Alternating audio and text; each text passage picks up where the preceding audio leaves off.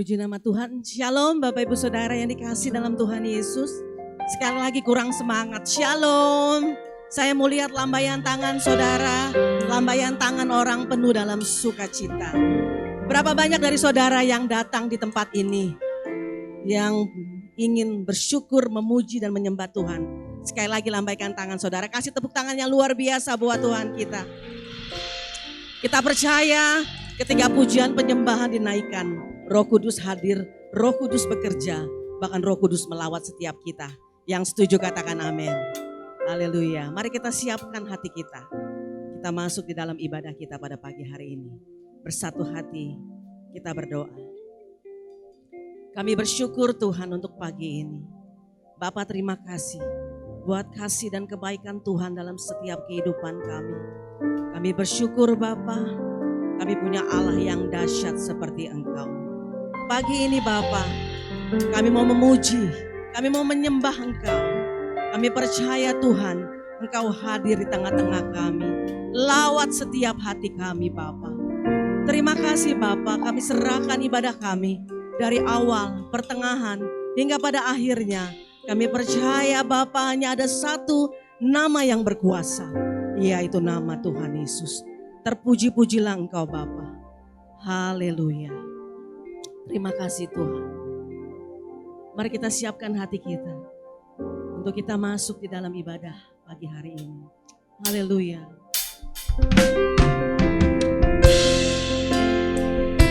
Terima kasih Tuhan. Terima kasih.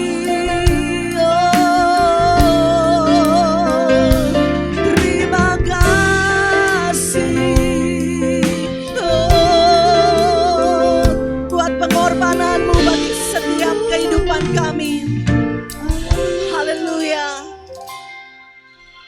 Kemanakah aku dapat pergi, menjauhi rohmu yang suci, kau sahabat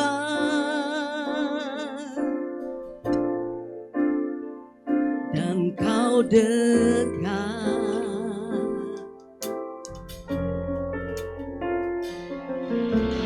Bahkan seluruh pengabdianku tak bisa membalas kesetiaanmu, sungguh mulia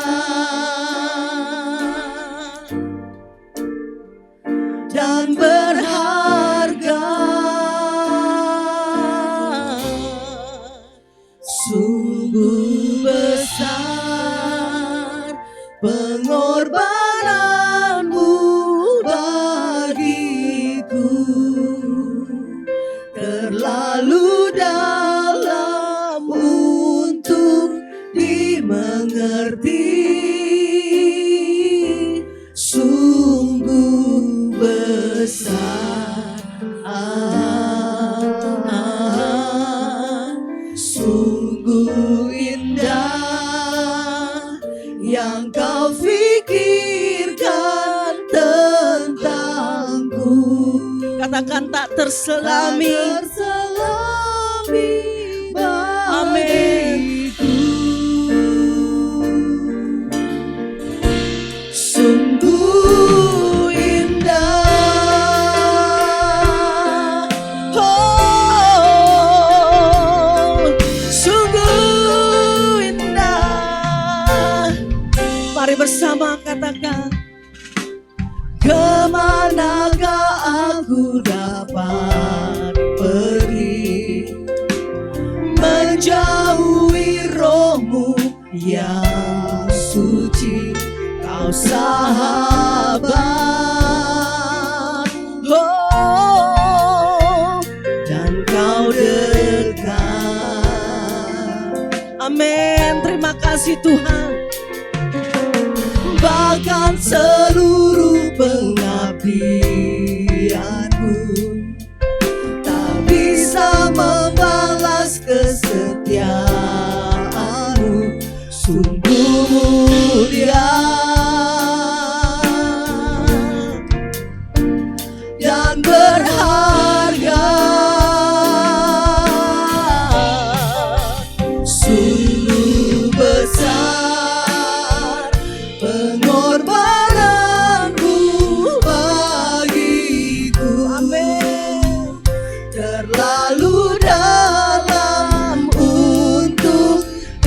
dimengerti, sungguh besar, sungguh indah yang kau pikirkan tentangku.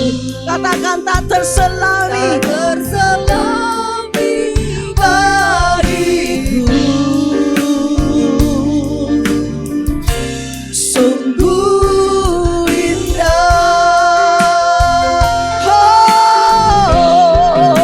sungguh besar pengorbananmu bagiku, terlalu dalam untuk dimengerti. Oh, sungguh besar, sungguh indah yang kau pikirkan tentangku, tak terselami bagiku. Sungguh indah. mari lebih lagi angkat hatimu, katakan. Sungguh besar pengorbananmu bagiku. Angkat hatimu saudara, Terlalu katakan dengan iman. dalam untuk dimengerti, sungguh besar, sungguh indah yang kau pikirkan tentangku. Amin. Tak terselami bagiku, sungguh indah. Mari lebih lagi katakan. Sungguh besar pengorbananmu bagiku. Amin. Terlalu dalam untuk dimengerti, sungguh besar, sungguh indah yang kau pikirkan tentangku. Amin. Tak terselami bagiku, sungguh indah. Boleh kasih tepuk tangan yang luar biasa. Haleluya. Sungguh besar pengorbananmu bagiku, terlalu dalam untuk dimengerti, sungguh besar, sungguh indah yang kau pikirkan tentangku, tak terselami bagiku.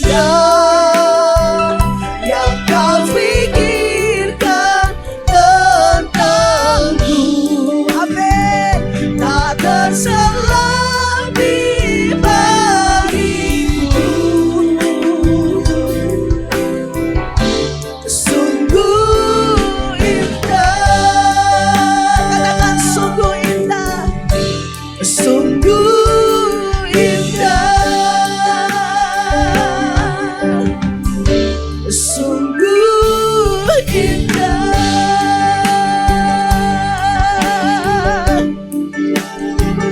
Oh, terima kasih Tuhan. Mari menyembah dalam roh dan kebenaran.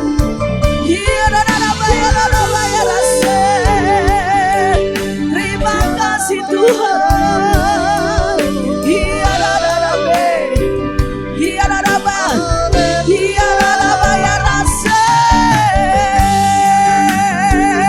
Terima kasih buat pengorbananmu. Terima kasih Tuhan buat karyamu. Haleluya.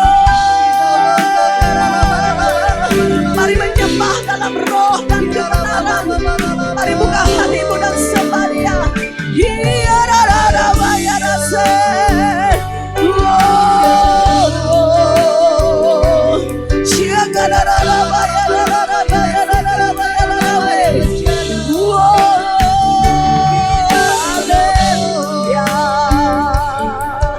Kau besar, Kau kudus Tuhan. Kaulah karya terbesar dalam hidup kami. Pengorbananmu luar biasa Tuhan.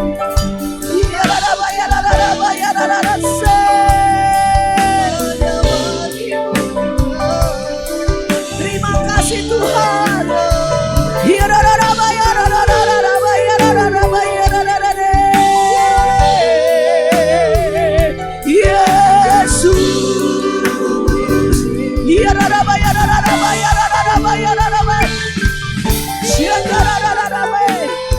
Yesus, Kaulah satu-satunya Allah kami Tuhan, Allah yang berkuasa atas hidup kami.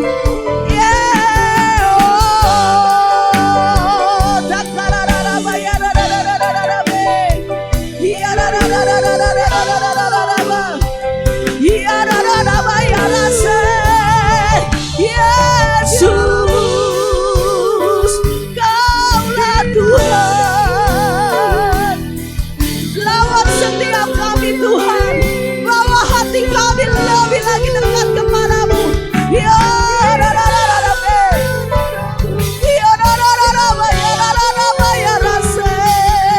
Haleluya.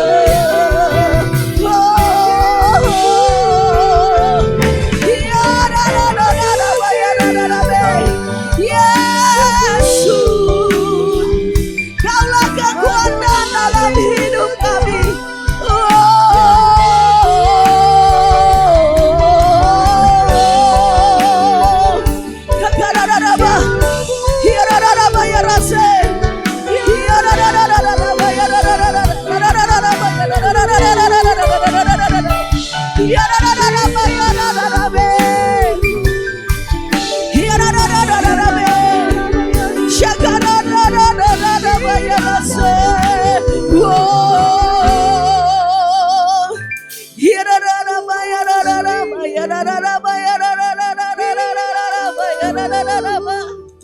Angkat hatimu dan sembah Dia. Terima kasih Tuhan buat pengorbananmu, buat kasih-Mu yang luar biasa Tuhan. Kami rasakan kebaikan-Mu setiap hari. Bagi-Mu Tuhan hormat, pujian, kemuliaan hanya bagi-Mu Tuhan. Kami undang saudara boleh bangkit berdiri.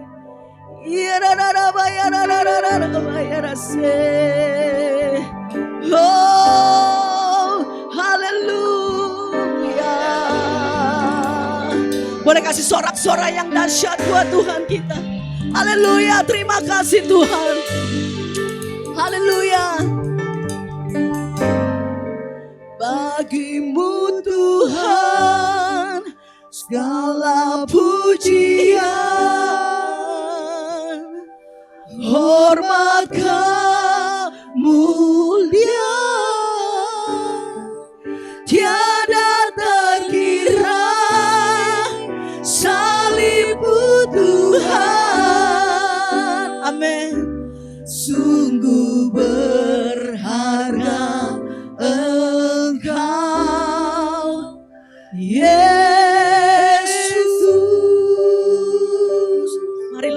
kasih, angkat hatimu, katakan.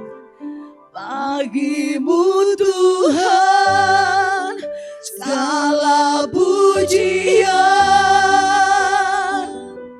hormat, kemuliaan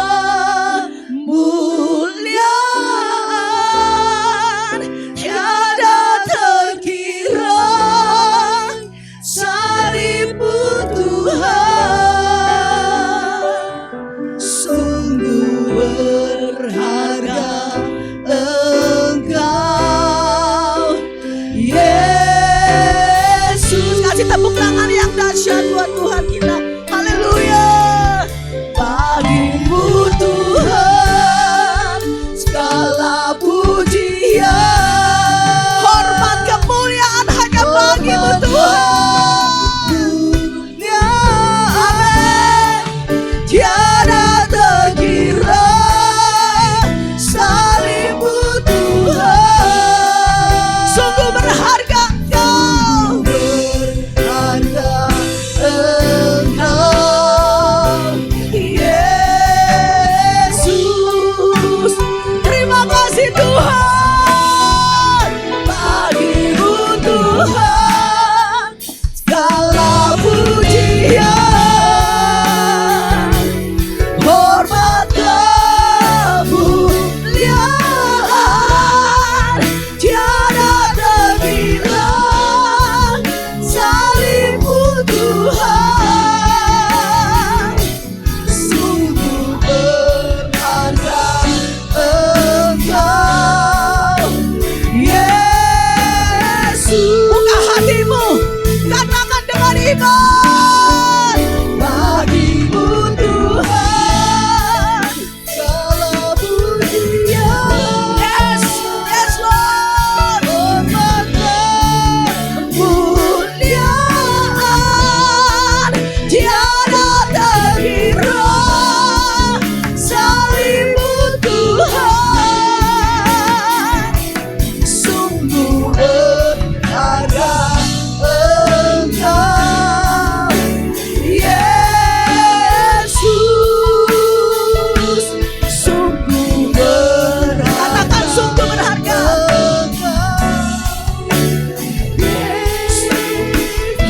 Haleluya. Sungguh berharga. Engkau Yesus. Haleluya. Haleluya. Terima kasih Tuhan. Kami percaya Engkau sungguh berharga dalam kehidupan kami. Terpujilah Engkau dalam nama Tuhan Yesus. Umat yang percaya diberkati Tuhan. Sama-sama kita katakan amin. Kasih tepuk tangan yang dahsyat buat Tuhan kita. Haleluya. Berapa banyak dari saudara yang percaya Tuhan Yesus hadir di tengah-tengah kita. Sekali lagi kasih tepuk tangan yang dahsyat buat Tuhan kita. Haleluya. Tengok kanan kiri saudara, katakan Tuhan dahsyat bagi setiap kita. Haleluya.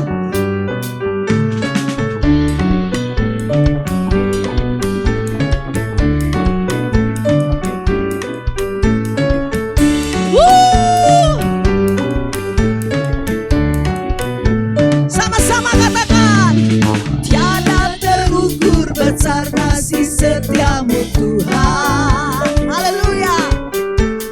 Panjang dan lebarnya melebihi lautan. Haleluya. Jauh tinggi mengatasi langit, dalamnya tak dapat ku selami. Kasih setiamu besar selamanya. Kasih setiamu Tuhan, kasih setiamu besar selamanya. Lebih semangat lagi katakan, hatiku bersyukur, jiwaku memuji, mulutku pun bersorak memuji Engkau Yesus. Ajaib perbuatanmu, besar anugerahmu. Amin. Takkan berhenti ku memuji namamu. Haleluya. Tiada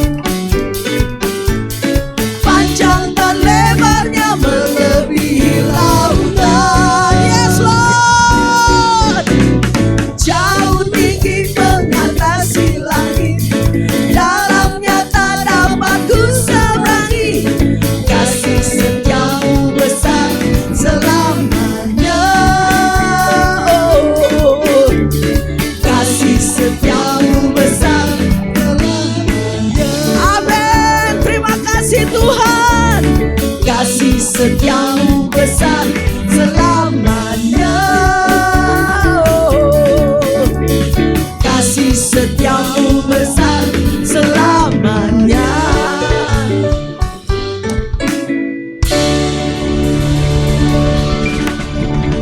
Haleluya.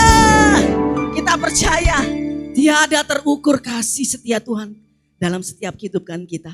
Yang setuju boleh kasih tepuk tangan yang dahsyat buat Tuhan kita. Kurang semangat lagi, kasih lagi tepuk tangan yang luar biasa buat Tuhan kita.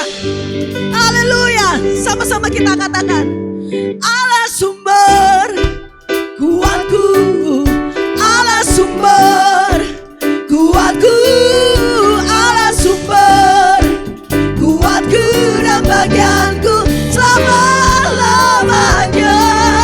Allah sumber kuatku, katakan Allah sumber kuatku, Allah sumber kuatku dan bagianku selama-lamanya. Selamanya. Allah sumber kekuatan bagi setiap kita.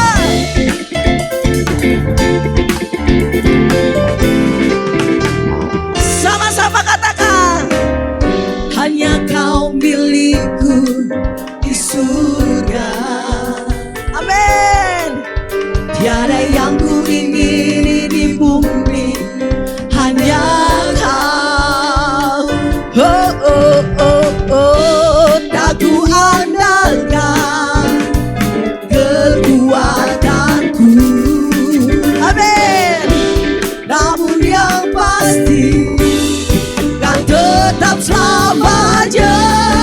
Allah sumber kuatku, Allah sumber kuatku, Allah sumber kuatku dan bagianku selama-lamanya.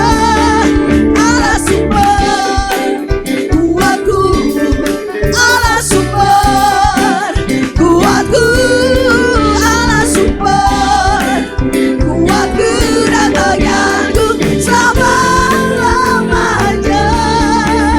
Selamanya. Tuhan adalah sumber sukacita bagi setiap kita.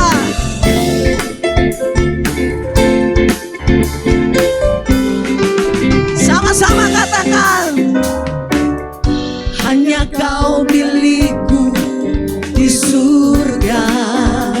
Hanya engkau Tuhan, tiada yang ku ingini di bumi, hanya kau. Oh, oh, oh, oh, tak ku andalkan kekuatanku. Namun yang pasti kan tetap selamanya. Allah sumber kuatku, Allah sumber kuatku, Allah sumber kuatku dan bagianku selama-lamanya. Allah sumber kuatku, Allah sumber kuatku, Allah sumber kuatku dan bagianku selama-lamanya. Allah sumber. Mana suaranya? Jemaat Betani Lampung. Kuatku, Allah sumber kuatku dan bagianku selama-lamanya. Allah sumber, yeah. Allah sumber, kuatku, Allah sumber kuatku dan bagianku selama-lamanya. Amin.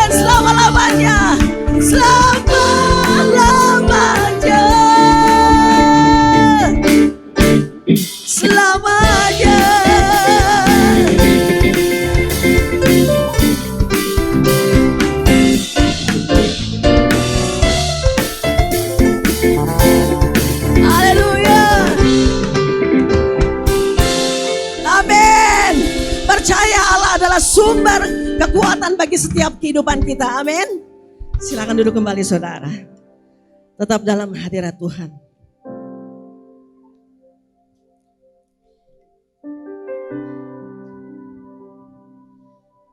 Kita siapkan hati kita untuk kita boleh mendengarkan sebagian dari firman Tuhan. Terima kasih Bapa. Kami bersyukur Tuhan untuk pagi hari ini. Terima kasih Bapa. Haleluya.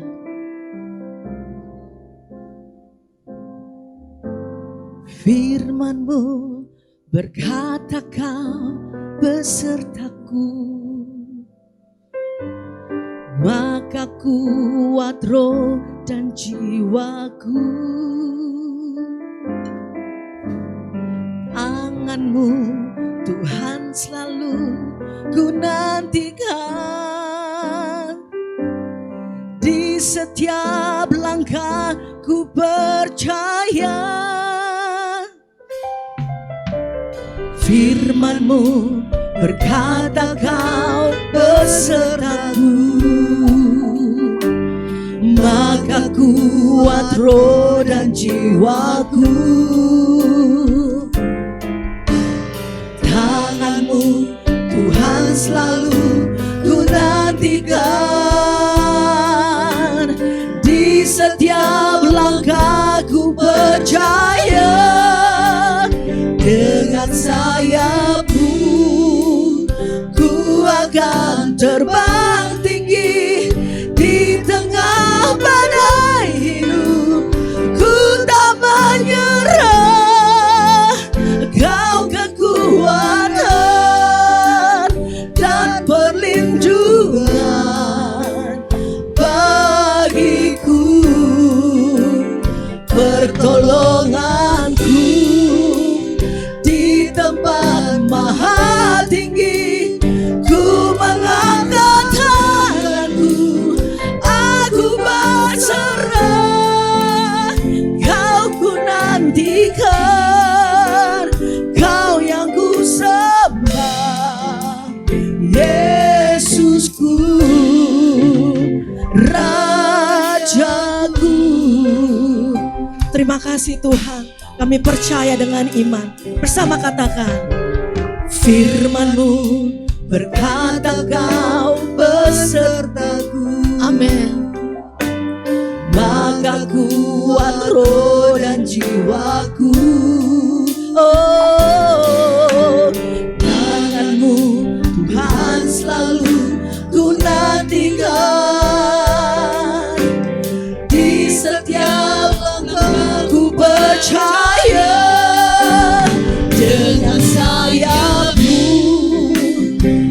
kami akan terbang tinggi Tuhan. Di tengah badai kami percaya Tuhan selalu menopang hidup kami. Amin. Dan perlindungan bagiku, pertolonganku di tempat maha tinggi. Ku mengangkat tanganku, aku berserah. Kau ku nantikan, Kau yang ku sembah, Yesusku, Rajaku. Kami undang saudara boleh bangkit berdiri. Pertolonganku di tempat maha tinggi. Ku mengangkat tanganku, aku berserah. Kau kekuatan dan perlindungan bagiku, pertolonganku di tempat maha tinggi. Ku mengangkat tanganku, aku berserah. Kau kekuatan, Kau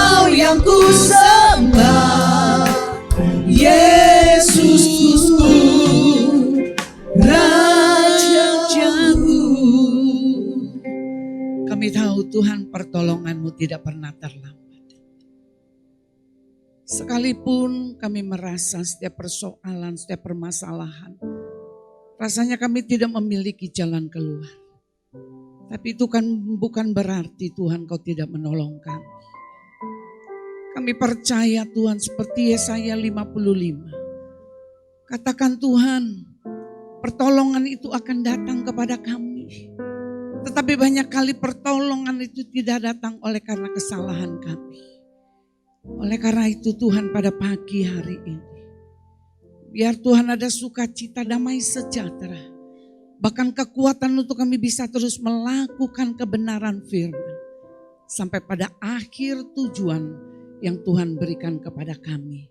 Sampai kepada destiny yang sudah Engkau berikan bagi kami Tuhan. Terpujilah nama-Mu. Dalam nama Yesus kami berdoa dan kami mengucap syukur sama-sama katakan amin. Silakan duduk. Shalom.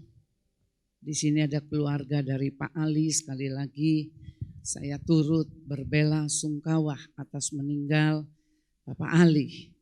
Tetapi satu hal yang saya boleh bagi untuk saudara, bahwa kapanpun Tuhan mau panggil kita pulang dengan cara apapun, kita gak pernah tahu.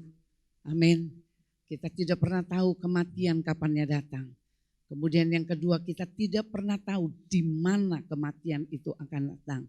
Dan dengan cara apa kita gak pernah tahu. Satu pembelajaran saya memperoleh satu kesaksian dari keluarga. Jadi ketika masuk rumah sakit Advent, kemudian saya diberitahukan bahwa papa dari Ani masuk rumah sakit, saya ke sana. Kemudian saya sempat bicara di rumah sakit, saya sempat berdoa, kemudian saya pulang, terus beberapa hari kemudian saya bertemu dengan beliau. Saya ngobrol, kemudian saya tanya, Pak mau terima Yesus? Dia katakan mau. Kemudian mau jadikan Tuhan, menjadikan Yesus Tuhan satu-satunya? Mau. Dan saya tuntun dia untuk terima Yesus.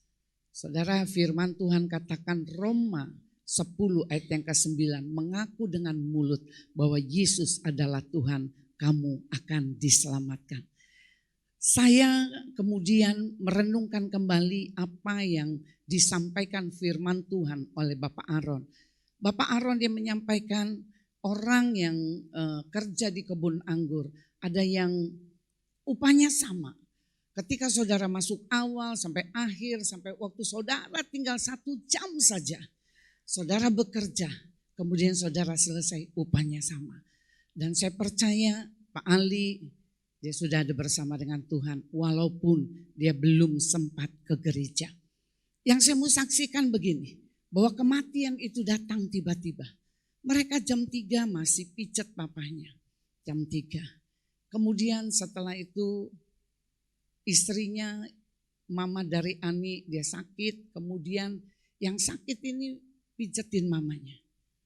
Tapi setelah itu mereka masih tidur satu ranjang, mereka masih tidur satu kamar. Mereka pada jam 3 mereka masih bersama-sama. Jam 5 dia sudah tidak ada. Kita gak pernah tahu. Oleh karena itu firman Tuhan yang minggu kemarin disampaikan oleh Edo, dikatakan selidiki hatimu. Hati kita sekarang ada di mana?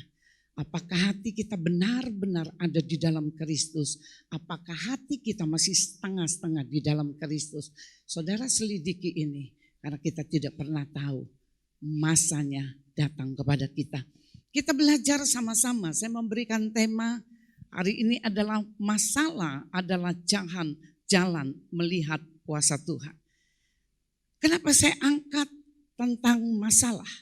Beberapa kali ketika saya besuk orang, selalu orang katakan gini, Tan, dagang sekarang ini lebih sulit daripada awal COVID. Padahal selesai COVID, tetapi justru hari-hari ini rasanya dagang itu semakin sulit. Bahkan ada satu pengusaha dia bicara sama saya, Tante tahu, itu kalau saya buka toko biasanya saya bisa 1 hari puluhan juta. Ini 1 hari 1 juta aja dapat bagus. Saya mau katakan masalah demi masalah ini terjadi, saudara. Tetapi yang saya mau katakan kepada saudara, saya mengajarkan masalah adalah jalan untuk kita melihat kuasa Tuhan. Katakan kanan kiri. Masalah itu untuk kita melihat kuasa Tuhan. Kita akan bersama-sama berbicara tentang masalah. Masalah itu adalah kendaraannya Tuhan, ya. Saya katakan lagi, masalah itu adalah kendaraan yang dipakai Tuhan untuk menguji manusia. Saya ulangi. Jadi kendaraan yang dipakai untuk menguji manusia adalah masalah. Masalah itu apa? Kita lihat masalah itu dari dua pandang yang berbeda. Dari pandang manusia, masalah itu adalah keadaan, kondisi yang tidak sesuai dengan apa yang kita pikirkan. Itu masalah. Itu dari pandang manusia. Tetapi dari pandangan Allah, bahwa masalah itu alat untuk menguji hati manusia. Jadi saya katakan masalah itu adalah alat untuk menguji hati manusia. Kita buka di dalam Ulangan 8 ayat yang kedua. Ulangan 8 ayat yang kedua. Ingatlah kepada seluruh perjalanan yang kau lakukan atas kehendak Tuhan Allahmu di padang gurun selama 40 tahun ini dengan maksud merendahkan hatimu dan mencobai engkau untuk mengetahui apa yang ada dalam hatimu, yakni apakah engkau berpegang pada perintahnya atau tidak. Ulangan ke-8 itu Allah mengingatkan bahwa masalah yang terjadi selama 40 tahun bangsa Israel bertujuan dua. Yang pertama tujuan merendahkan hati kita. Ya, merendahkan hati kita. Kemudian yang kedua, berpegang kepada perintahnya Tuhan.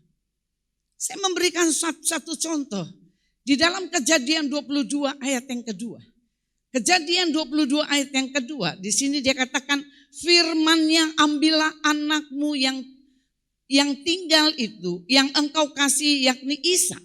Pergilah ke tanah Moria dan persembahkan dia di sana sebagai korban bakaran pada salah satu gunung yang akan kukatakan kepadamu. Saya memberikan contoh gini. Jadi dia katakan tujuan dari masalah adalah dua. Dia melihat hati kita. Apakah hati kita ini berpaut ataukah hati kita berpegang kepada firman Tuhan atau tidak? Ini adalah satu contoh. Saudara mengerti bagaimana ketika satu kali ada satu percakapan antara Abraham kemudian dengan Allah. Abraham dia bilang gini, percuma aku punya kekayaan. Tetapi kalau akhirnya aku mati, aku tidak memiliki keturunan. Kemudian Tuhan katakan, kata siapa kamu gak punya keturunan? Bahwa dia katakan ahli waris nanti ini bukan kepada anak yang pertama dari Hagar. Bukan. Tetapi dari Esau, dari Ishak. Dia katakan anak yang dilahirkan dari Sarah. Kemudian dia bertanya bagaimana mungkin. Sarah dia katakan bagaimana mungkin usiaku sudah 90, Abraham sudah 100. Bagaimana saya bisa memperoleh keturunan? Tetapi kita bisa melihat ini apa yang dikatakan dijanjikan Allah kepada Abraham itu digenapi. Maka diberikanlah Ishak sebagai anak perjanjian. Ketika anak ini sebagai anak perjanjian diberikan Allah kepada mereka, kemudian pada satu masa mereka berjalan untuk proses mereka bisa melihat mujizat, untuk bisa melihat apa yang dijanjikan Allah itu terrealisasi, tentunya pasti ada apa? Perjuangan. Tentunya ada kepercayaan yang lebih yang ditaruh kepada Allah. Tentunya ada iman yang dipertaruhkan antara Abraham dengan Allah untuk dia bisa memperoleh Ishak. Itu satu perjalanan kerohanian yang panjang, saudara. Ada satu proses mengikut Tuhan bukan sekali dua kali. Tetapi di sini dikatakan proses Tuhan yang berjalan terus menerus. Yang mereka melihat keajaiban demi keajaiban. Dari yang tidak masuk akal. Dari yang rasanya gak bisa punya anak usia yang sudah lanjut. Tiba-tiba diberikan keturunan yang namanya Ishak. Yang pada akhirnya Allah bilang gini, itu anak Ishak itu bawa ke Gunung Moria.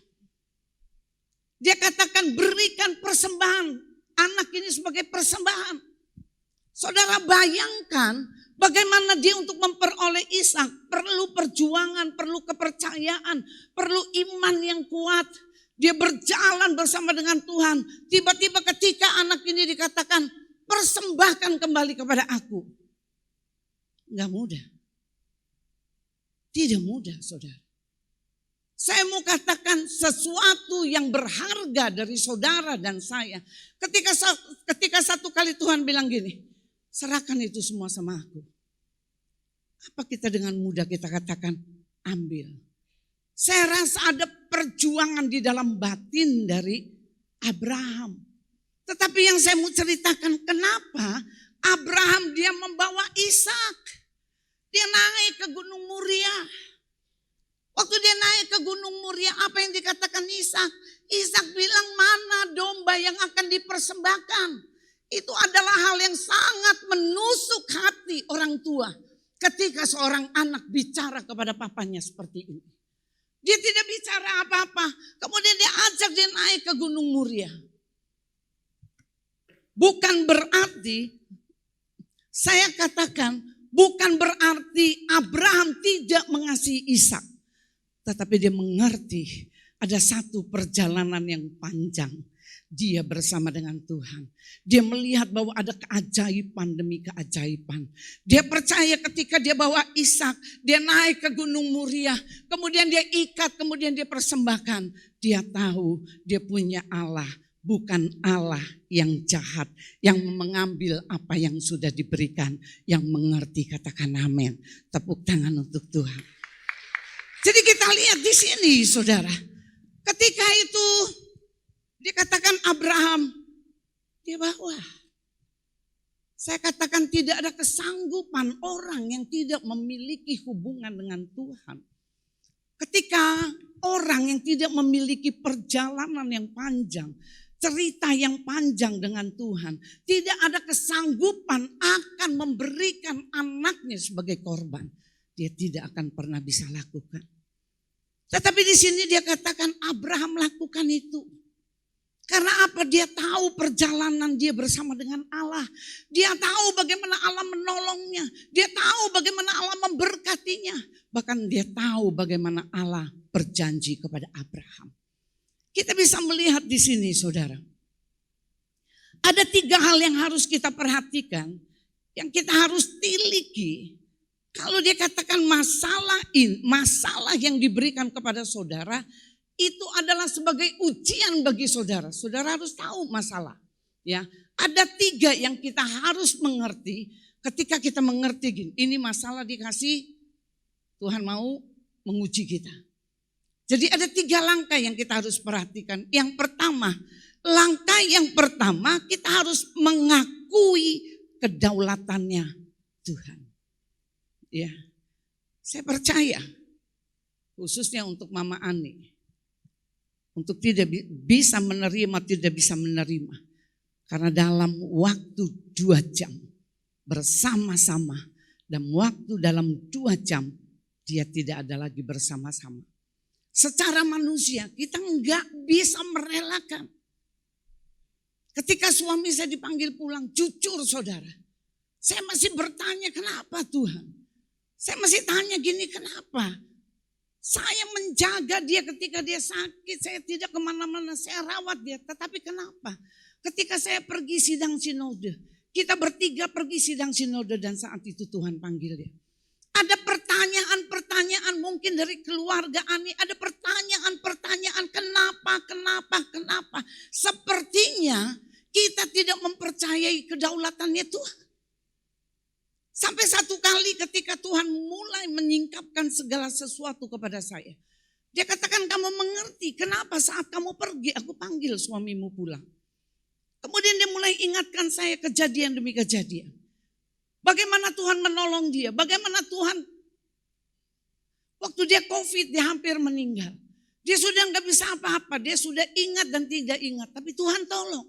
Karena saya cuma katakan Tuhan jangan panggil dia di COVID. Karena saya akan susah hati saya. Tuhan ubah. Kemudian Tuhan bilang, kalau kamu ada pada saat dia akan dipanggil pulang. Kamu akan teriak dan kamu akan minta pertolongan lagi. Supaya aku meloloskan permintaanmu. Tetapi sesungguhnya dia punya tubuh sudah tidak mampu menerima setiap penyakit yang ada dalam tubuhnya. Dan ketika saya diberikan pengertian itu, saya mengerti, saya harus mengerti tentang kedaulatannya Tuhan. Di sini kita bisa melihat, coba kita baca di dalam Ayub yang pertama ayat yang ke-21 dan ayat yang ke-22. Biasanya ada Yoni. Yoni duduk di mana? Tidak hadir. Ya, kita baca sama-sama. Kita harus mengakui kedaulatannya Tuhan. Ayub yang 1, Ayub pertama ayat 21, 22. Yuk sama-sama. 2, 3. Kita baca. 2, 3. Katanya,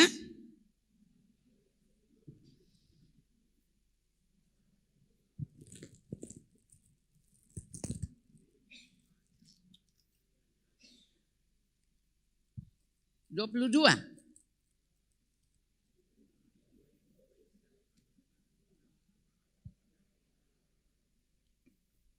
Ya, kita sama-sama sekali lagi ya. 2, 3. Katanya dengan telanjang aku keluar dari kandungan ibuku. Dengan telanjang juga aku akan kembali ke dalam. Terus yang memberi. Tuhan yang memberi, Tuhan yang mengambil, terpujilah nama Tuhan. 22. Dalam kesemuanya itu Ayub tidak berdosa dan tidak menuju Allah berbuat yang kurang patut. Kita bisa melihat di sini ini berbicara tentang Ayub. Ayub itu memiliki kebahagiaan yang sempurna. Dia memiliki anak-anak. Dia memiliki kekayaan yang luar biasa. Dia memiliki sahabat-sahabat, bukan teman, saudara. Saya katakan teman beda dengan sahabat. Teman itu ketika saudara punya duit, maka teman itu banyak. Tapi sahabat itu sangat sedikit bagi saudara. Sahabat itu adalah ketika saudara susah dia ada, saudara senang itu sahabat. Saya mau katakan, Ayub ini memiliki kesempurnaan kebahagiaan. Tetapi Alkitab mencatat dikatakan dalam sekejap mata. Kemudian kebahagiaan itu direnggut sama Allah. Direnggut iblis atas seizin Allah. Diambil semua. Saudara bayangkan ketika kita ada di dalam kebahagiaan. Tiba-tiba kebahagiaan itu diambil. Ini adalah hal yang sangat amat menyakitkan saudara. Tetapi kita bisa melihat di sini. Segala sesuatu yang diberikan Tuhan kepada kita. Itu sifatnya sementara. Saya katakan sekali lagi, segala sesuatu yang diberikan kepada saudara, yang diberikan kepada saya, sifatnya itu apa? Sementara. Dia katakan, Tuhan yang beri, Tuhan juga yang ambil. Tuhan kasih kita kekayaan, sifatnya sementara. Amin. Tuhan kasih kita anak-anak yang cerdas, sifatnya sementara. Kemudian apa lagi? Pengetahuan yang Tuhan berikan kepada kita, sifatnya sementara.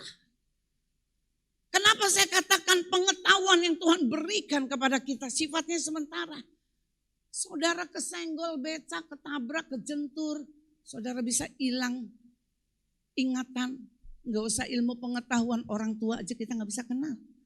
Itu artinya sifatnya sementara. Ya, jadi saya katakan segala sesuatu yang diberikan kepada kita itu sifatnya sementara sampai ketika kita mengerti akan hal ini, kemudian kita ikhlas menerima ini, itu yang disebut dengan kita mengerti tentang kedaulatannya Tuhan. Maka saya setuju apa yang dikatakan Salomo. Saya sangat suka. Salomo dia bilang gini, pergi ke rumah duka itu sangat jauh lebih penting daripada pergi ke rumah pesta. Karena kenapa? Saya sering kali ketika saya ada di rumah duka, saya bisa melihat kesudahan dari semua orang itu cuma tanah 2x4. Saya katakan kesudahan dari manusia itu cuma apa? Ada di dalam peti mati. Sekaya apapun, sepintar apapun, ketika saudara menjadi almarhum, saudara akan naik mobil yang sama dengan orang miskin yang disebut dengan mobil ambulan. Sehebat apapun saudara, ketika saudara dipanggil pulang Tuhan, titel yang banyak sekalipun, saudara akan memiliki satu titel yang sama, almarhum dan almarhumah. Artinya semua sama. Ketika kita ada di rumah duka, ketika saya ada di rumah duka, saya melayani orang yang meninggal. Di situ saya merenungkan, apa yang kita bisa banggakan? Apa yang kita bisa sombongkan? Apalagi kalau saudara cincin kerenteng, kalau saudara tahu? Kalau ngomong, gitu ya. Ini gak dibawa saudara. Sekarang lagi viral. Tas emas, kalung emas, semua emas, jalan. Itu pun gak dibawa saudara. Ada satu kesaksian. Dia katakan waktu saudara saya meninggal, jam Rolex dimasukin di kuburan. Jam Rolex saudara. Bukan Rolex kan Rolex benaran. Dimasuki emas dan lain sebagainya. Dia gak bisa pakai. Kalau dia masih bisa pakai dia belum mati. Betul apa betul? Kalau dia bilang gini, aduh itu jam Rolex pakein dulu di tangan. Itu dia belum mati saudara. Ada satu cerita, saya lupa, seorang raja apa ada orang laki-laki. Ya, ketika dia meninggal, sebelum dia meninggal, dia cuma minta, dia katakan, nanti kalau saya meninggal, saya minta ada lubang untuk tangan saya bisa dikeluarkan. Kemudian ada kaki saya dan kepala saya bisa dikeluarkan. Tujuannya apa? Saya mau tunjukkan bahwa barang-barang kekayaan saya tidak bisa bawa nanti di dalam kematian. Jadi saya mau katakan di sini, itu adalah berbicara tentang kedaulatannya Tuhan. Kita harus mengerti saudara dan saya berjalan itu ada di dalam kedaulatannya Tuhan. Saudara jatuh, saudara kena sakit, saudara sembuh, saudara kaya, ada di dalam kedaulatannya Tuhan. Kapan Tuhan mau ambil, kapan Tuhan mau memberi, itu bukan kedaulatannya manusia. Amin. Tuhan mengerti saudara. Banyak orang teriak, Tuhan kasih saya kaya. Sangat mudah Tuhan membuat saudara kaya. Yang menjadi masalah bagaimana ketika saudara jadi kaya. Apakah saudara masih mencintai Tuhan? Apakah saudara masih mau melakukan pekerjaan Tuhan? Apa saudara katakan ketika saudara kaya? Saudara berpikir minggu ini saya mau pergi kemana? Minggu depan saya mesti nginep hotel di mana? Dan terus perjalanan yang seperti itu Tuhan tahu. Maka saya selalu katakan sama Tuhan, Tuhan kalau berkat menjadi kutuk buat saya lebih baik tidak. Amsal dia katakan, Salomo dia katakan, cukupkan saya dengan apa yang ada. Sehingga ketika saya kurang saya tidak mencuri. Seketika saya lebih tetapi saya tidak menyombongkan diri. Yang mengerti katakan amin. Ini yang namanya kedaulatannya Tuhan. Kita mengerti apa yang Tuhan mau. Kita mengerti apa yang menjadi isi hati hatinya Tuhan.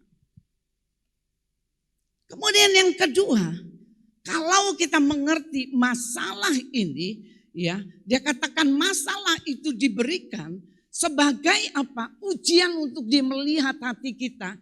Yang kedua, langkah yang kedua, kita harus memiliki prinsip iman yang kuat. Yang kedua itu kita memiliki prinsip iman yang kuat. Saya kadangkala, kalau saya suka pergi sama Hakim, kita suka sharing. Saya kadangkala saya suka ngomong sama Hakim gini. Saya melihat ada beberapa jemaat yang ke gereja minggu ini, 4 minggu gak ke gereja.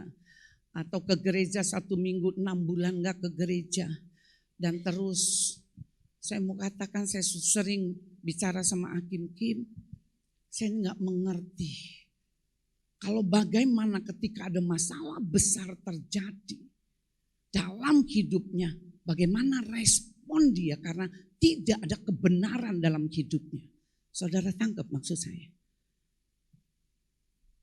Kalau saudara tidak memiliki hubungan yang intim dengan Tuhan, kalau saudara tidak memiliki persekutuan dengan Tuhan, Alkitab mencatat, dia katakan jangan jauhkan hidupmu dari persekutuan dengan Tuhan.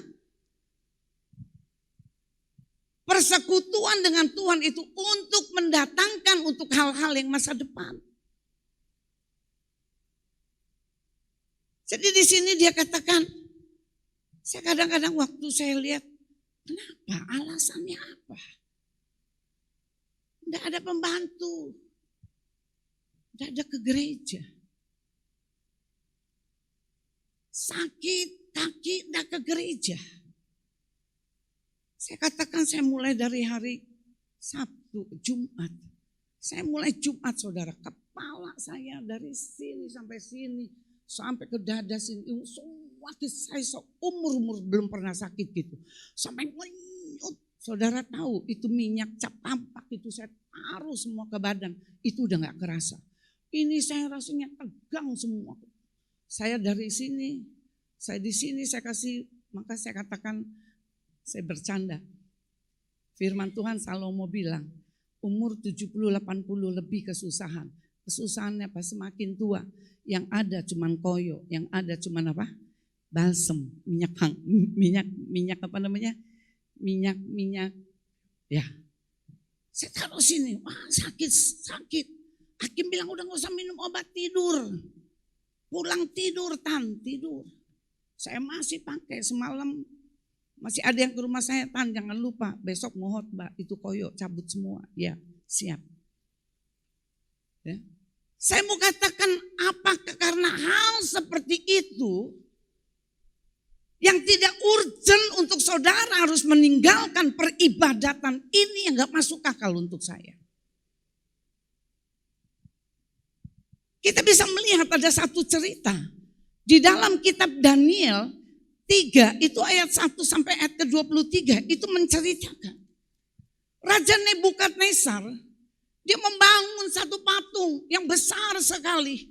Kemudian dia memberikan satu keputusan, tidak ada satu orang pun yang tidak menyembah kepada patung itu. Padahal di situ ada anak-anak Tuhan, ada orang-orang yang hebat. Ada Daniel dan teman-temannya. Ketika dia ada di Babilonia, saudara perhatikan. Ketika dia ditangkap kemudian ditaruh dibawa ke Babilonia. Kemudian nama Daniel itu diganti. Sadrak, Mesak, Abed dan Abednego. Artinya apa? Dia mau mengganti semua apa yang ada di dalam kehidupannya. Itu diganti namanya. Kemudian Alkitab mencatat ketika dia bangun itu besar sekali patungnya. Dia katakan ketika ada tabu-tabuhan itu mulai dikumandangkan, semua orang harus menyembah kepada patung itu. Kemudian ada orang mulai ngomong sama Nebukadnezar. Aku lihat ada orang Yahudi yang tidak mau menundukkan diri kepada patung itu. Keram. Dia marah luar biasa. Waktu dia marah luar biasa. Kemudian dia katakan dia mau bertemu. Waktu dia ketemu dengan Sadrak, Mesak, Abednego, dia ngomong gini, aku dengar kamu gak mau menyembah kepada patung itu. Apa yang dikatakan oleh Sadrak, Mesak, Abednego? Dia katakan kita gak perlu dengan bahasa saya. Kita tidak perlu berunding lagi. Kita tidak perlu lagi ada pembicaraan. Karena dia katakan apa? Dia katakan sekalipun Allah saya tidak menolong saya tidak akan menyembah kepada patung buatan manusia. Artinya apa di sini? Ketika ada persoalan yang urgent sekalipun dalam hidup saudara, kita akan memiliki prinsip iman yang kuat. Ada prinsip iman yang kuat. Dia mengerti bahwa bukan manusia yang bisa membunuh manusia, tetapi karena kedaulatannya Tuhan. Roma 14 dikatakan ayat yang ke-7 ke-8. Dia katakan hidup mati manusia itu ada di tangan Tuhan. Ada di dalam kekuasaannya Tuhan. Bahkan di dalam 2 Korintus dikatakan. 2 Korintus dia berbicara. Dia katakan siapa yang bisa memisahkan aku dari kasih Allah.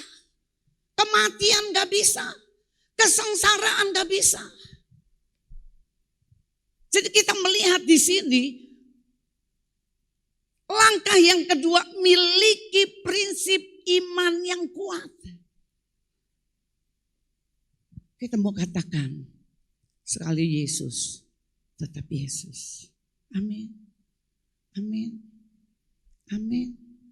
Katakan kanan kiri, sekali Yesus, tetap Yesus. Tuhan tolong tidak tolong, kita tetap katakan Yesus itu Tuhan. Amin. Karena saya mau katakan, dia yang menguasai langit, bumi, bahkan bawah bumi. Matius 28, coba kita baca sama-sama ayat yang ke-18.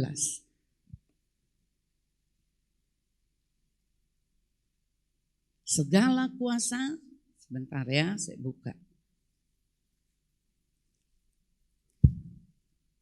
Sudah dapat?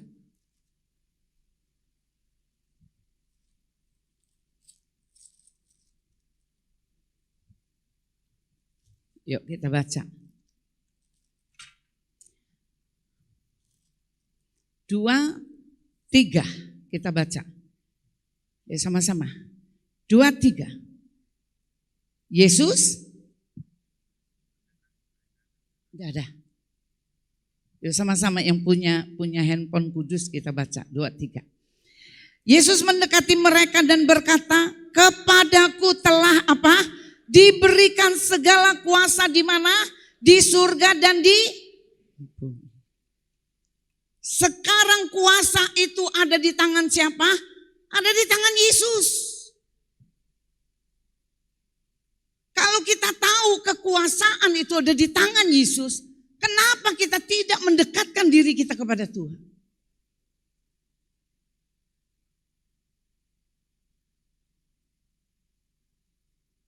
Kenapa kita tidak memiliki prinsip iman yang kuat? Satu kali saya bicara, saya katakan ada satu pertanyaan, Tan boleh enggak orang Kristen makan darah? Di dalam perjanjian lama sudah ditulis, dikatakan tidak dibenarkan untuk kita makan darah. Bahkan diulangi lagi di dalam Kisah Para Rasul. Di dalam Kisah Para Rasul 15. Pada saat itu dikumpulkan semua para hamba-hamba Tuhan. Karena harus diadakan sidang pada saat itu terjadi ada ajaran-ajaran yang perlu mereka rembukan. Pada saat mereka rembuk, pada saat mereka sidang saudara. Kemudian Alkitab mencatat ada satu keputusan ditulis di dalam satu perikop. Yang pertama dia katakan, jangan makan darah. Kemudian diulang kembali, jangan makan darah. Coba sih, kalau yang suka darah coba, apa benar gitu ya? Karena ini banyak yang suka darah, saudara, gitu ya. Ayo kita baca Kisah Para Rasul. Kisah Rasul 15.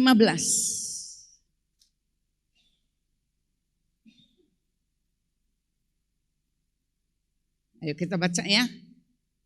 Kisah Rasul 15 ayat yang ke-26 dulu.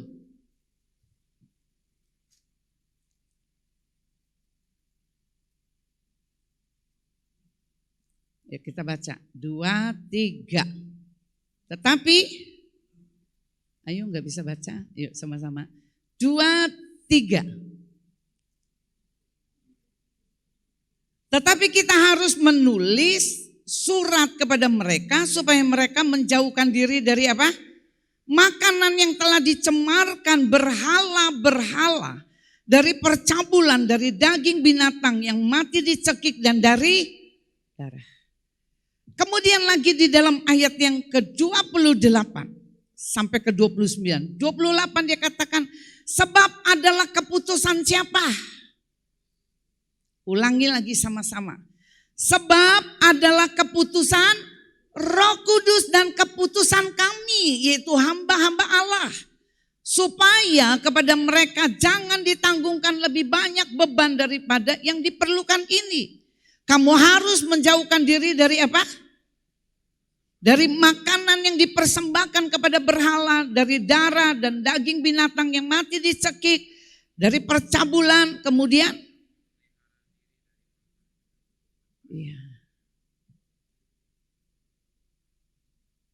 Sekarang satu pertanyaan. Bagaimana ketika Sadrak, Mesak dan Abednego dituliskan di dalam Daniel 1. Waktu mereka dikatakan mereka harus makan makanan semeja dengan raja. Saudara harus mengerti kenapa Daniel dia katakan dia tidak akan makan itu. Karena pada saat itu saudara tahu itu ada binatang haram yang mereka nggak boleh makan. Khususnya untuk orang-orang Yahudi. Maka dia menetapkan untuk dia tidak memakan dan tidak menjamah makanan dari raja. Kemudian dia katakan buktikan mana yang lebih segar. Ini salah satunya saudara. Banyak orang suka bilang saya begini. Kalau saudara tahu ini makan sudah dipersembahkan kepada berhala. Kemudian diberikan kepada saudara. Saudara bilang gini, aduh sungkan nanti gak enak. Kan ini sudah disediakan. Maka saya mau katakan kepada saudara, kita harus memiliki prinsip iman yang kuat. Secara kesehatan darah itu tidak baik saudara. Mengandung banyak kuman. Betul ya dokter Susan ya. Bakteri, kemudian kuman itu semua adanya di darah. Maka kenapa keputusan Roh Kudus tidak mengizinkan saudara dan saya makan darah. Amin. Coba senggol kanan kiri. Jangan makan darah ya. Ya. Kemudian yang terakhir. Langkah yang terakhir, kita harus membuat keputusan yang tegas. Ketika saudara punya masalah, kita tahu nih masalah kita ini tujuannya apa? Untuk Tuhan menguji hati kita. Kita tahu itu dulu. Jadi ketika masalah itu datang, kita harus mengambil satu keputusan yang tegas. Banyak orang bilang begini, saya sudah berdoa Bu Linda. Saya berbulan-bulan, bertahun-tahun, tapi Tuhan gak tolong. Untuk apa saya ikut Tuhan? Saya mau katakan kepada saudara. Saudara berdoa berbulan-bulan, bertahun-tahun aja gak ditolong, apalagi tidak berdoa. Benar apa benar? Kenapa saya katakan demikian? Karena saya mau katakan Yesus itu penguasa langit, bumi, bahkan bawah bumi.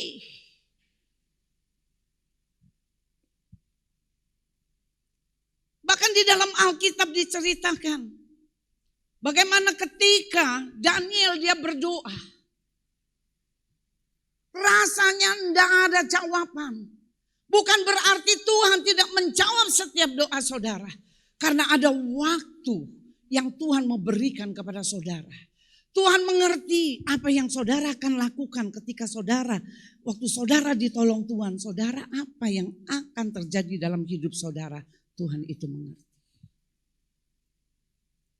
Jadi harus ada keputusan yang tegas. Ketika kita punya masalah, tarik diri kita mendekat sama Tuhan. Tarik, kita katakan, tidak ada cara lain. Cuman Tuhan yang bisa tolong saya. Tidak ada cara lain. Teman bisa tolong saudara.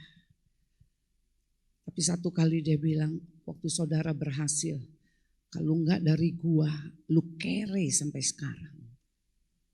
Betul? Kalau orang tolong saudara, ada perkataan-perkataan bahasa Jerman bilang diundat-undat saudara. Diomong-omongi terus. Tapi ketika saudara mengambil keputusan untuk mencari Tuhan, Tuhan yang akan memberikan jalan keluar untuk saudara. Jalan keluar yang diberikan kepada saudara bukan apa yang kita pikirkan.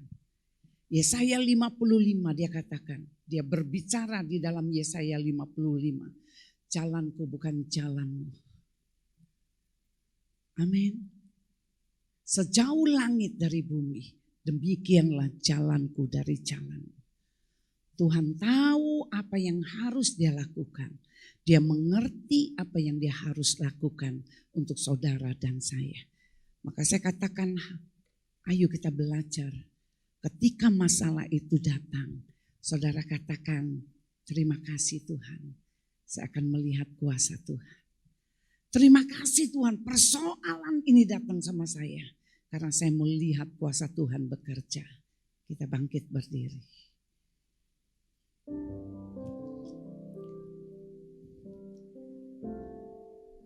Terima kasih Bapak. Kita harus mengerti terlebih dahulu. Masalah yang diizinkan terjadi, itu sebagai alat untuk menguji saudara. Apakah saudara rendah hati? Apakah saudara berpegang tetap kepada ketetapannya Tuhan? Ini dulu kita harus mengerti. Selebihnya Tuhan yang akan menguraikan dalam hidup saudara dan saya.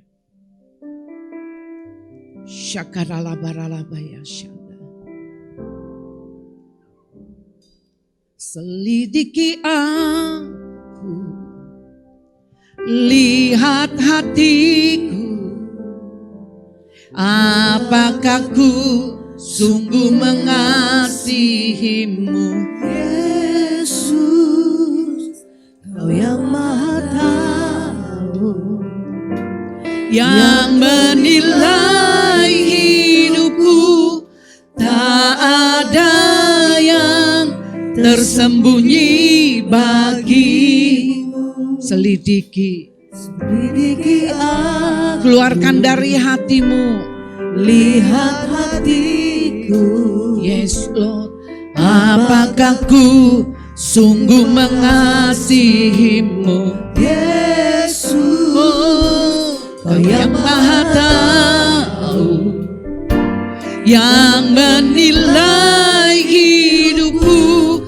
tak ada yang tersembunyi bagi. Telah kulihat kebaikanmu yang tak pernah habis di hidupku. Berjuang sampai akhirnya Kau dapati aku tetap setia. Saya minta musikan main dengan lembut. Saya katakan ketika ada satu masa di mana Tuhan mengajar saya tentang keuangan. Saya punya tanah, saya punya harta, tapi nggak bisa dijual. Sampai saya tidak punya uang cash. Saya hidup itu karena belas kasihan Tuhan. Saya hidup itu karena saya percaya bahwa Tuhan tidak pernah meninggalkan saya. Dan pada masa-masa yang seperti itu saya cuma berdoa. Tuhan katakan kepada saya, aku kasih kamu mana hari lepas hari. Kemudian Tuhan katakan ambil mana secukup pada hari ini. Besok aku akan memberikan mana yang baru. Karena ketika engkau mengambil jumlah yang lebih mana yang aku berikan, maka mana itu akan menjadi busuk. Pelajaran ini saya peroleh. Tuhan akan memberikan kecukupan hari ini, besok dan terus menerus. Dia berikan itu kepada saudara. Maka dikatakan Matius 6 ayat ke-34. Dia katakan, kenapa kamu khawatir? Kesusahan sehari cukup untuk sehari. Kita tahu Tuhan punya maksud dan tujuan untuk setiap persoalan yang ada. Tuhan menyediakan mana untuk saudara makan hari lepas hari. Tuhan tidak akan membiarkan saudara tidak makan, saudara.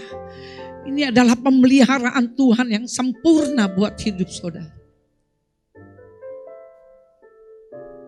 Terima kasih Bapa. Buat kami kuat. Buat kami Tuhan mengambil keputusan yang benar Tuhan. Untuk kami mendekatkan diri kami kepadamu Tuhan.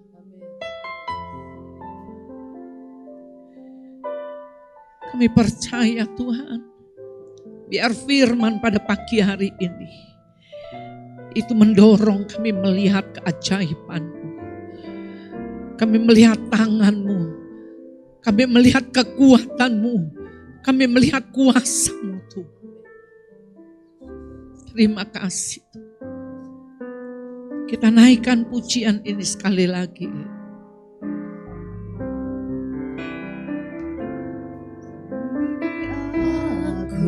Keluarkan dari dasar hati. Lihat hatiku, Yes Lord.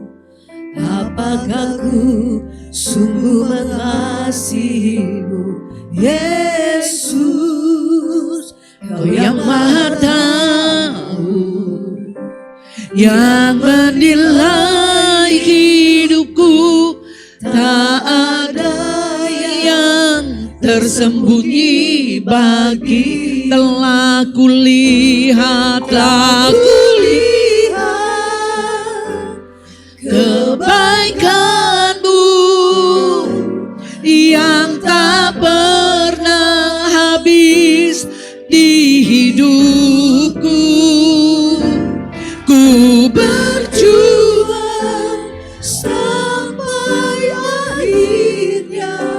Kau dapati aku tetap setia. Apapun persoalan yang kau izinkan untuk kau menguji hati kami. Buat kami tetap setia. Buat kami Tuhan lolos Tuhan di dalam pengujian ini. Dan kami akan melihat Tuhan Yesus. Bagaimana Ayub ketika Tuhan mengambil, bahkan iblis mengambil semua kebahagiaannya. Maka Tuhan gantikan berkali lipat ganda dari apa yang dicuri oleh iblis. Kami percaya itu Tuhan. Satu kali Tuhan kami akan melihat bahwa ada tangan-Mu Tuhan yang mengubah dari setiap masalah menjadi kesukaan di dalam Engkau. Terima kasih dalam nama Yesus, sama-sama katakan amin. Tepuk tangan untuk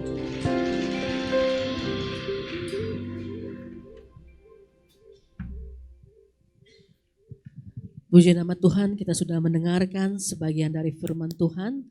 Kami mengundang petugas korekte untuk maju ke depan. Mari Bapak Ibu Saudara sekali lagi bersatu hati kita berdoa. Terima kasih Tuhan untuk firman yang sudah ditaburkan pada pagi hari ini. Kami percaya firman yang kami dengar tidak akan pernah berlalu dengan sia-sia. Tapi firman ini bertumbuh, bertanam, dan buahnya tetap dalam hidup kami. Terima kasih Bapak, sebentar kami akan memberi, kami percaya Engkau memberkati setiap tangan-tangan yang memberi, bahkan yang belum bisa memberi. Semua yang kami berikan hanya untuk kemuliaan nama Tuhan. Terpujilah Engkau dalam nama Tuhan Yesus. Amin. Selamat memberi, Tuhan Yesus memberkati.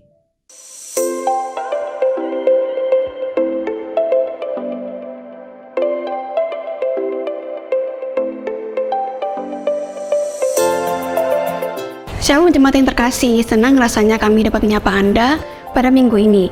Berikut saya akan menyampaikan pengumuman Gereja Betani Lampung untuk sepekan ke depan. Ibadah Raya Gereja Betani Lampung dilaksanakan 2 kali, pada pukul 7:30 pagi dan jam 5 sore. Mari nikmati hadiratnya bersama pada jam ibadah yang tersedia.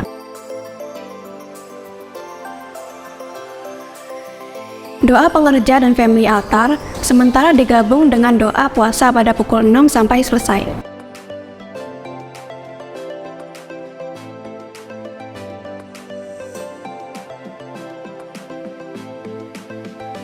Penyerahan anak akan diadakan setiap minggu kedua dan baptisan selam akan diadakan pada minggu ketiga. Untuk informasi silakan menghubungi Saudari Lia.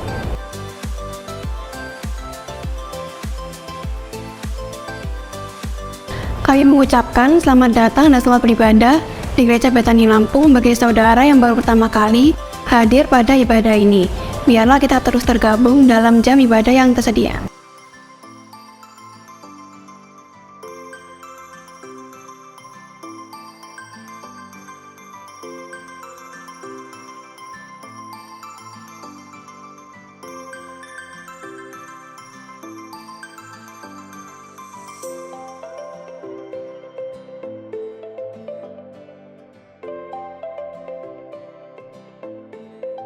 Demikianlah pengumuman minggu ini, Roma 14 ayat 17, sebab kerajaan Allah bukanlah soal makanan dan minuman, tetapi soal kebenaran, damai sejahtera, dan sukacita oleh Roh Kudus.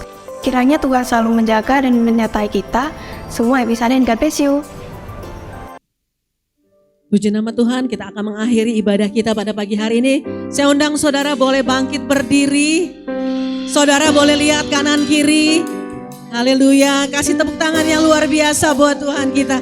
Haleluya. Sungguh besar pengorbananmu bagiku, terlalu dalam untuk dimengerti.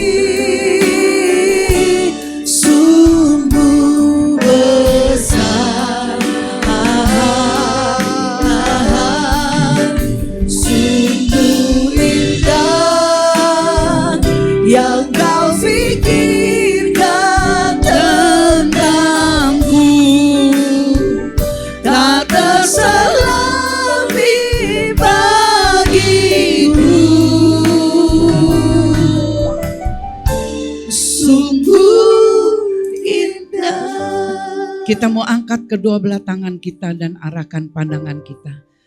Pulanglah dengan membawa berkat yang berasal dari Allah Bapa, damai sejahtera di dalam Yesus Kristus, bahkan persekutuan di dalam Allah Roh Kudus mulai hari ini sampai Yesus datang kedua kali. Terima berkat, sama-sama katakan amin.